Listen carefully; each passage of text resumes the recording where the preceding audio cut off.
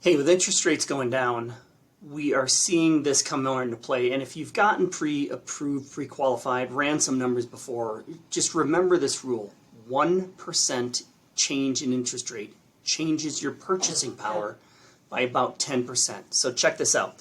Here's what I've got. If the loan amount is $400,000, for example, then and the interest rate currently is 8%, you're looking at $29.35. Well, if you look at the interest rate at 7%, that $29.35 is about $29.30. So 1% change in an interest rate changes the payment about 10%. That equates to purchasing power. If you were looking at homes at 400 grand, now you can look at homes at 440 and your monthly payment is going to stay the same. Doesn't matter where you are. We're here in Colorado where, of course, let's do 500 grand. I mean, we had a lot of people, we got them approved with an 8% interest rate, but now interest rates have dropped 0.5% to 1%, depending upon how we're looking at it.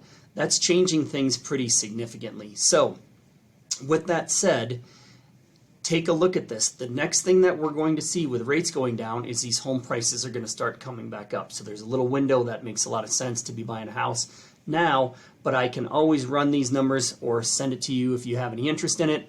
But 1% in rate changes the payment 10%. That's it.